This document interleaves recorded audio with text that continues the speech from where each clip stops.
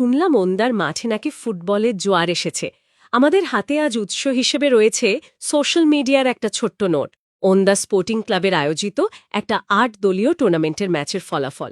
মানে আপাতদৃষ্টিতে খুবই সাধারণ একটা আপডেট, কিন্তু আজকের আলোচনার মিশন হল এই কয়েক লাইনের ভেতর থেকে একটা গোটা অঞ্চলের ক্রীড়া সংস্কৃতি, মানুষের আবেগ আর একটা ম্যাচের রুদ্ধশ্বাস নাটকীয়টাকে বের করে আনা। দেখা যাক কতটা গভীরে যাওয়া যায়।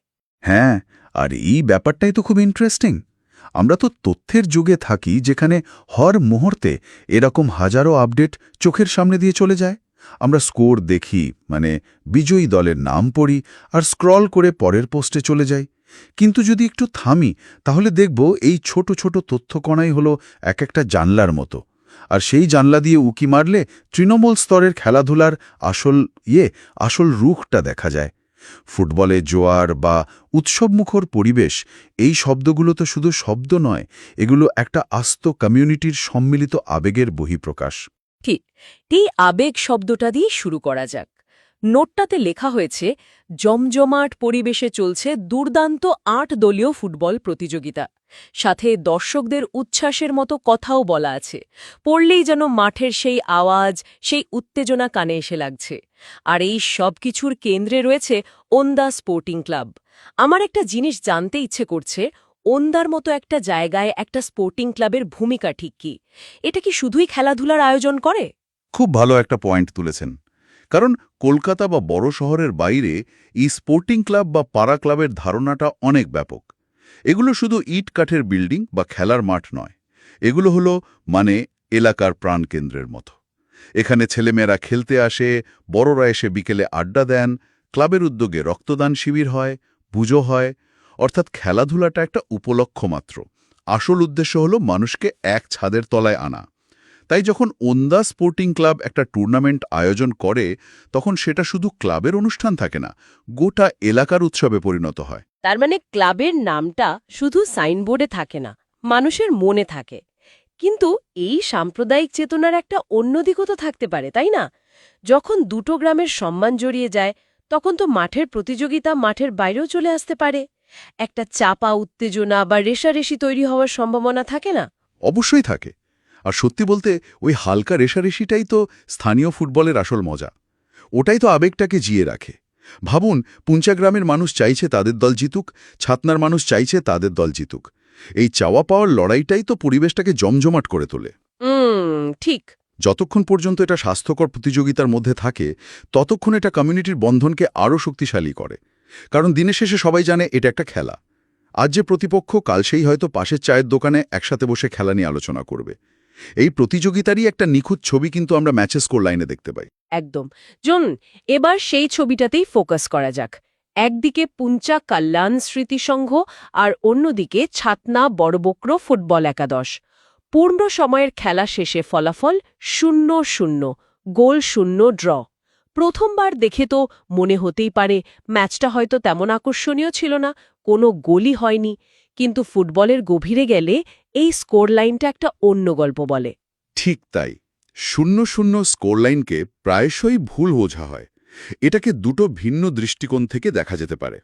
প্রথমত, হতে পারে যে দুই দলের আক্রমণভাগই খুব দুর্বল ছিল, গোলের সুযোগই তৈরি করতে পারেনি। কিন্তু নোটের বর্ণনা অনুযায়ী যেখানে জমজমাট পরিবেশ আর দর্শকদের উচ্ছ্বাসের কথা বলা হচ্ছে, সেখানে একটা ম্যাডাম ম্যাচের সম্ভাবনা কম। দ্বিতীয় সম্ভাবনাটি অনেক বেশি জোরালো, আর তা হলো এটা ছিল একটা ট্যাকটিক্যাল দাবা খেলার মতো ম্যাচ। দুই দলের রক্ষণভাগই ছিল চীনের প্রাচীরের মতো দুর্ভেদ্য। অর্থাৎ এটা শুধু শারীরিক নয়, বুদ্ধিরও লড়াই ছিল। প্রত্যেকটা চাল খুব ভেবে চিনতে দিতে হয়েছে। একজন ফরওয়ার্ড বল নিয়ে এগোচ্ছে আর ডিফেন্ডার ছকের মতো করে তাকে আটকে দিচ্ছে। একজন উইঙ্গার ক্রস করার চেষ্টা করছে আর বিপক্ষের ফুলব্যাক তাকে ১ ইঞ্চিও জায়গা ছাড়ছে না। এই ধরনের ম্যাচে গোলকিপারদের ভূমিকাও তো বিশাল গুরুত্বপূর্ণ হয়ে ওঠে। তাদের হয়তো সারাক্ষণে সেভ করতে হয় না, কিন্তু ৯০ মিনিট ধরে মনোযোগ ধরে রাখতে হয়। একটা মুহূর্তের ভুল মানেই সর্বনাশ। একেবারে। এই ধরনের ম্যাচ তো দর্শকদের স্নায়ুর ওপর দিয়ে যায়। কারণ সবাই জানে যে কোনো মুহূর্তে একটা গোল হতে পারে। একটা সেট পিস, একটা কাউন্টার অ্যাট্যাক বা কোনো খেলোয়াড়ের একক নৈপুণ্য, যে কোনো কিছু ম্যাচের ভাগ্য নির্ধারণ করে দিতে পারত। কিন্তু এক্ষেত্রে 90 মিনিটও সেটা হয়নি।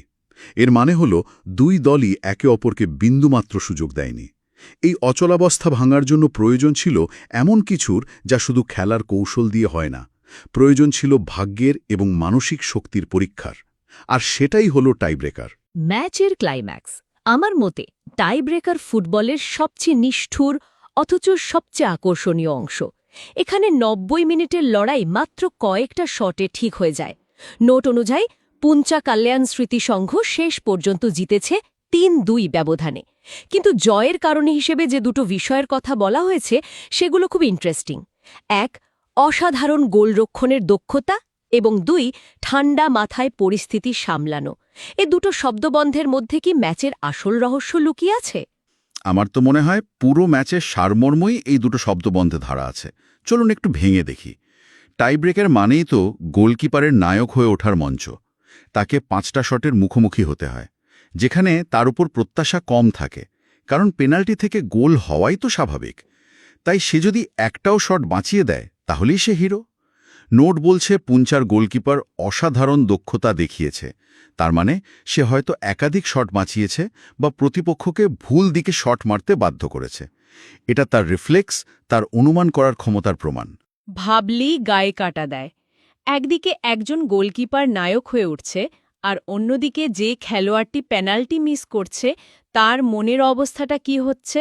এখানেই দ্বিতীয় পয়েন্টটা আসছে, ঠান্ডা মাথায় পরিস্থিতি সামলানো।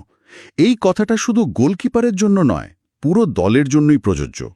ভাবুন সেই খেলোয়াড়টির কথা যাকে মাঝ মাঠ থেকে পেনাল্টি স্পটের দিকে হেঁটে যেতে হচ্ছে। ওই কয়েক সেকেন্ডের হাঁটাটাকে বলা হয় the longest walk in football. হাজার হাজার দর্শকের চিৎকার, প্রতিপক্ষের গোলকিপারের চোখের দিকে তাকানো, নিজের দলের সতীর্থদের আশা, এই অসম্ভব চাপ মাথায় নিয়ে 12 গজ দূর থেকে বলটা জালে জড়াতে হয়। এখানে পায়ের দক্ষতার চেয়েও মনের জোর অনেক বেশি জরুরি। যারা এই চাপটা সামলে ঠান্ডা মাথায় কাজটা করতে পারে তারাই জেতে। পুঞ্চা দল সেটাই করে দেখিয়েছে। তার মানে এই জয়টা শুধু শারীরিক দক্ষতার জয় নয়, এটা মানসিক দৃঢ়তারও জয়। আর এই গোটা বিষয়টা একটা বৃহত্তর প্রেক্ষাপটের দিকেও ইঙ্গিত করছে। নোটটিতে কিছু হ্যাশট্যাগ ব্যবহার করা হয়েছে, যেমন #লোকাল ফুটবল এবং #বেঙ্গল ফুটবল। এই হ্যাশট্যাগুলো কি শুধুই একটা ট্রেন্ড, নাকি এর চেয়েও বেশি কিছু বোঝায়? বাহ, খুব ভালো একটা দিক লক্ষ্য করেছেন। এই হ্যাশট্যাগুলো আধুনিক যুগে স্থানীয় খেলাধুলার চরিত্রটাই বদলে দিচ্ছে।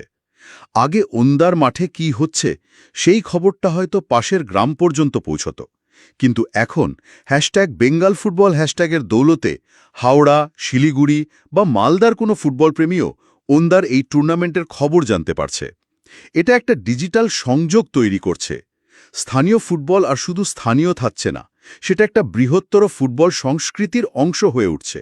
আর চিরঞ্জিত ফিডের মতো হ্যাশট্যাগ প্রমাণ করে যে স্থানীয় পর্যায়েও ডিজিটাল কন্টেন্ট ক্রিয়েটররা উঠে আসছেন, যারা এই খেলাগুলোকে একটা বড় দর্শকের কাছে পৌঁছে দিচ্ছেন।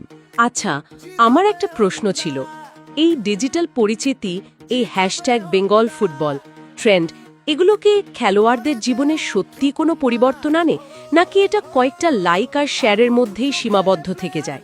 মানে এই প্রচারের ফলে কি কোনো প্রতিভাবান খেলোয়াড়ের বড় ক্লাবের নজরে আসার সম্ভাবনা তৈরি হয়? এটা একটা খুব বাস্তবসম্মত প্রশ্ন। উত্তরটা হ্যাঁ এবং না, দুটোই। একদিকে এটা ঠিক যে শুধু কয়েকটা হ্যাশট্যাগ দিয়ে কারো কেরিয়ার তৈরি হয়ে যায় না। তৃণমূল স্তরের প্রতিভা অন্বেষণের জন্য একটা সংগঠিত পরিকাঠামো দরকার, যা এখনও আমাদের রাজ্যে ততটা শক্তিশালী নয়। কিন্তু অন্যদিকে এই ডিজিটাল দৃশ্যমানতা একটা সম্ভাবনা তো তৈরি করছেই।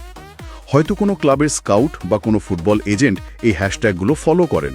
হয়তো এই পোস্টটা দেখেই তিনি পুঞ্চার ওই গোলকিপার বা ছাতনার কোনো ডিফেন্ডার সম্পর্কে খোঁজ নিতে শুরু করলেন। সম্ভাবনাটা কম হলেও শূন্য তো নয়। আগেই সম্ভাবনাটাই ছিল না, এখন অন্তত একটা দরজা তো খোলা থাকছে। এর পাশাপাশি খেলোয়াড়রা যে পরিচিতিটা পাচ্ছে সেটাও তাদের মানসিকভাবে উৎসাহিত করে।